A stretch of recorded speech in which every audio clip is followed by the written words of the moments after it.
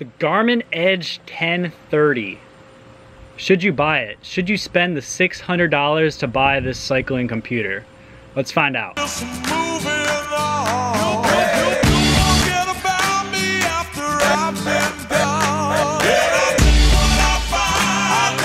Now, straight off the bat, this guy it's big.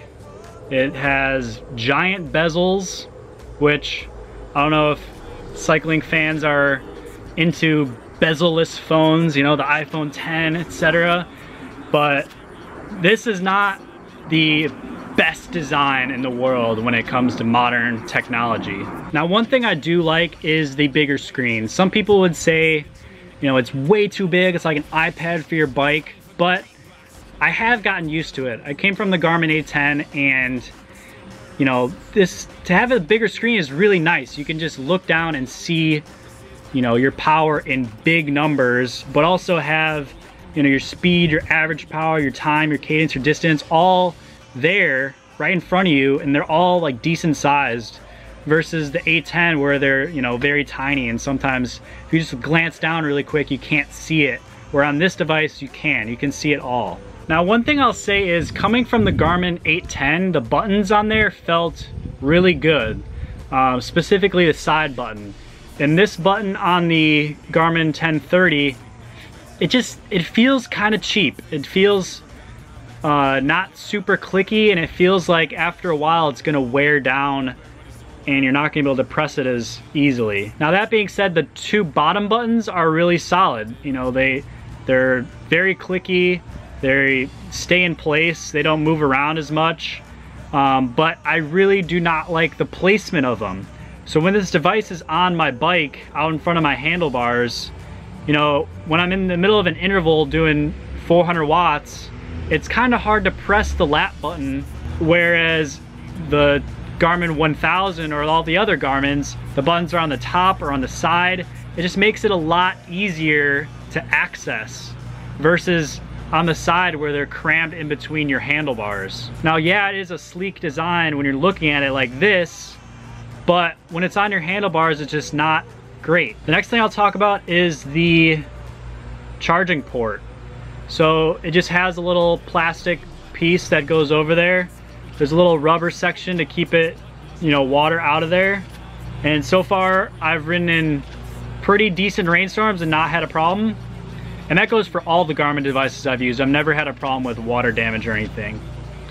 Now, again, modern technology, we'd be using USB-C on here. Now, granted, it doesn't really matter because you're not transferring super huge files, but it would be nice if Garmin kept up with the modern technology. Now, on the back, we have the standard Garmin mount.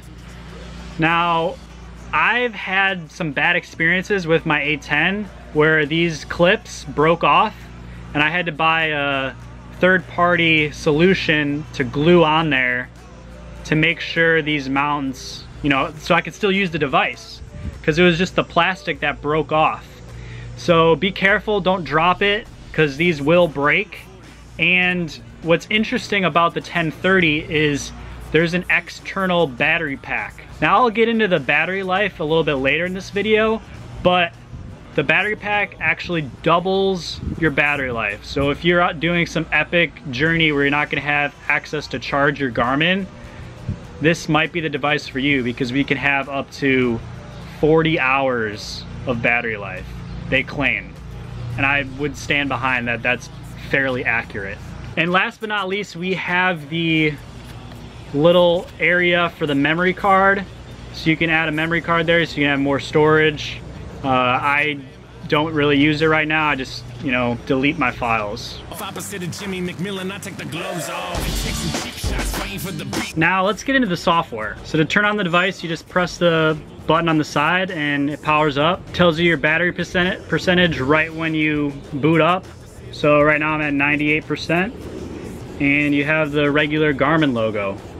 And now this is not going to be a page setup or what I prefer to use on each of my pages, but I will do a separate video on what my pages look like inside the device itself.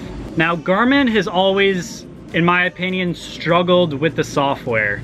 it's just been outright terrible.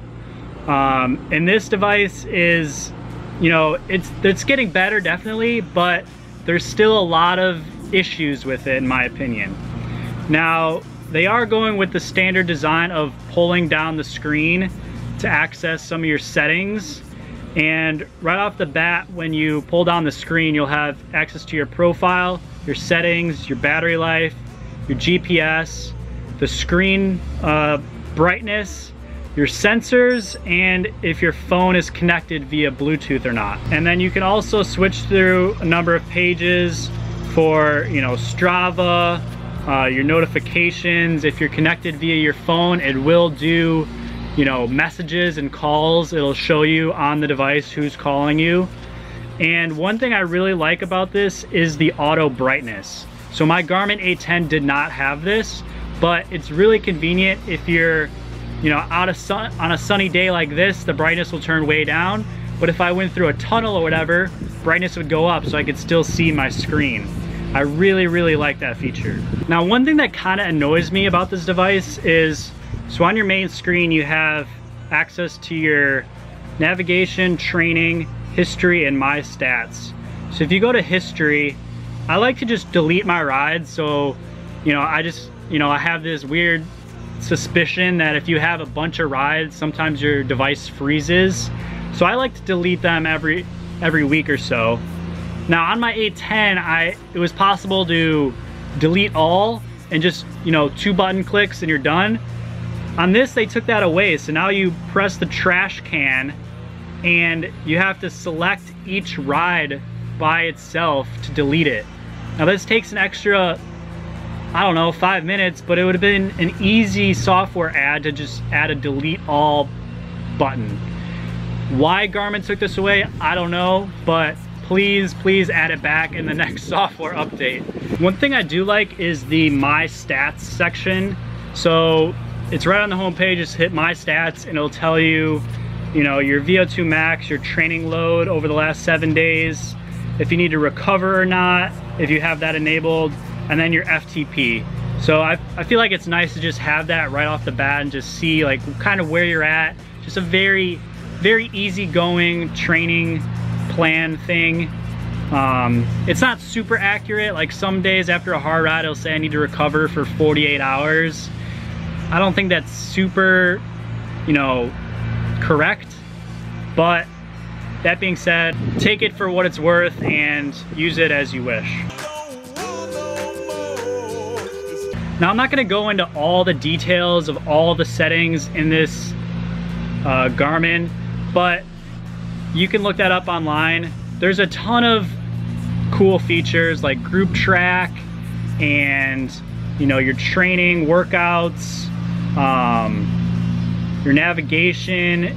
It can make like its own course, right? Super easy, which works really well. So if you just want to do a 60-mile loop, you put in, I want to do 60 miles, and it'll come up with 3 routes around you and what direction you want to start in, and you can just choose one right there and ride the route, and it'll do a little loop, choosing the best roads with the Garmin Connect software. So it tends to be a decent ride, and I used that, you know, I think a week or 2 ago, and it worked out really well. I found some cool roads that I haven't been on. Now, some of the features in here, like group track, are kinda gimmicky. Like everyone has to have a Garmin, and I don't feel like anyone ever uses it. But it is nice to have, and if you do want to use it, I mean, maybe some people do use it. Let me know in the comments below if you use the group track feature and how it works. I've never personally used it, so I can't review it, but if you do want that, it's on this device. Now there's also another button on the bottom right here. It's a Q or IQ, whatever you want to call it, and it is able to add like extra apps that people develop. So right now I have Training Peaks, so if I want to connect it to my Training Peaks account, it'll go right there. You have your Strava routes and Best Bike Split, which I'm not exactly sure what it is, but you know, you do have that. Another kind of gimmicky thing, but it's there. Now, one of the best features on this is just connecting to Wi-Fi and having your rides automatically upload. So when I was commuting to work, you know, I'd you know, record it, save it, and then do another ride home, save it, and then as soon as I pulled up on my driveway, it would connect to my Wi-Fi and upload both of those rides right away. I really like that feature, and it just makes it a little bit easier so I don't have to connect my phone, download whatever, and then upload it to Strava. It just goes directly to Garmin Connect, directly to Strava, done, easy. That's what I want. I want easy things that, you know, the software is used to make your life easier. Sometimes this software does not make your life easier. Case in point, the deleting each ride individually. Not fun. Another cool feature is to have the lap page where it tells you exactly your time for your last lap and what your power was. I like that if I'm doing intervals, I can, you know, base it and see, you know, my first interval was 375, my second one was 370, my third one was 380, and just look at, you know, where I was and how I'm progressing through the workout. That's something that doesn't come on other Garmin devices, I don't believe, so it's nice to have that on here. And then finally, just having the maps. You know, most people buy a Garmin to have the maps, and having a bigger screen to actually see where you're going is helpful. Even with this giant screen, sometimes I need to zoom out a lot, and you know, with a smaller screen you have to do that even more, and sometimes it's just easier to use your phone. But having the bigger screen is definitely helpful with the maps, so I would recommend it. Now, I've been using this device for probably 4 months, and I've had it crash on me once, and unfortunately this was right during an interval. So what happens is the screen just like froze, and you know, I had to turn it off and then turn it back on.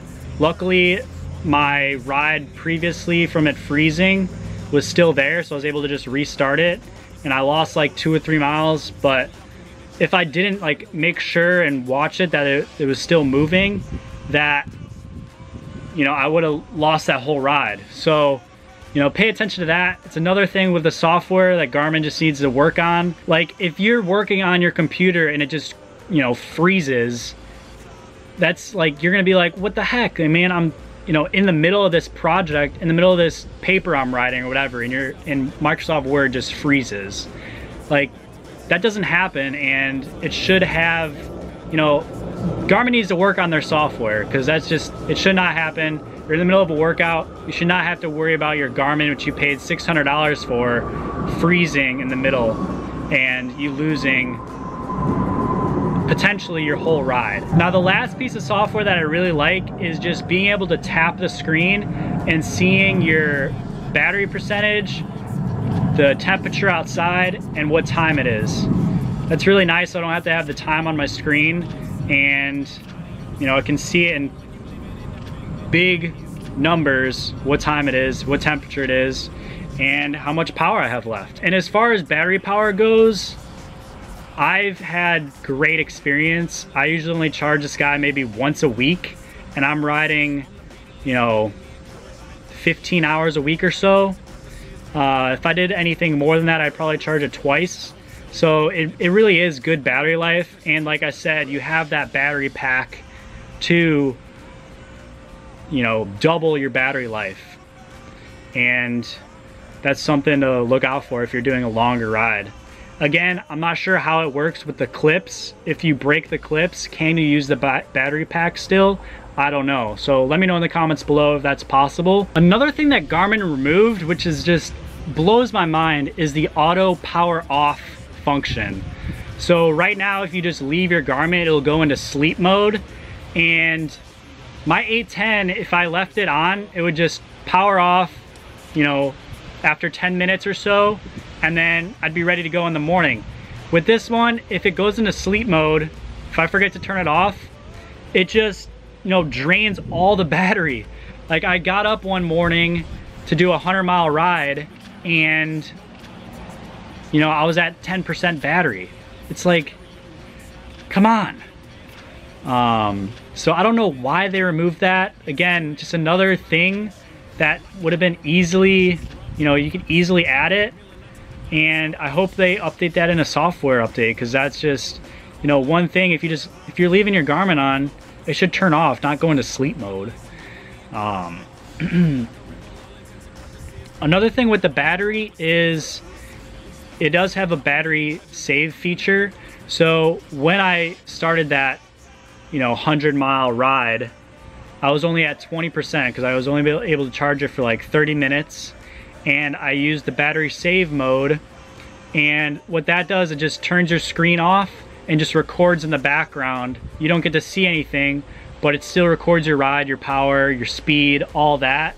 And, it actually saves a lot of battery. I did that whole 100 miles on, 20% of battery, and it worked fine. I got home with like 8% left. So, that's a really nice feature, but it would be nicer if they just had auto power off, man. Auto power off. Like, so simple. Please just add it. Please. Other than that, pretty happy with this. Would I recommend it? $600. It's expensive, but if you want all the features, you want the big screen, I'd say go for it. It's gonna last you a while. And I'm very happy with it. So if you just want, your standard, I just want to see my power and my speed or whatever, and you don't care about all the super nice features, then I'd say get the 820. It's a good middle range product, and it's fairly similar to this. And the only difference really is the screen size, I'd say. Other than that, hope you guys enjoyed this video. Let me know in the comments below if you've purchased this or what computer you have. And yeah, I'll see you tomorrow for my review on the screens I use. Stay tuned. Yeah, Freestyle Friday number 40, E-double, Black Paisley, Activate Social.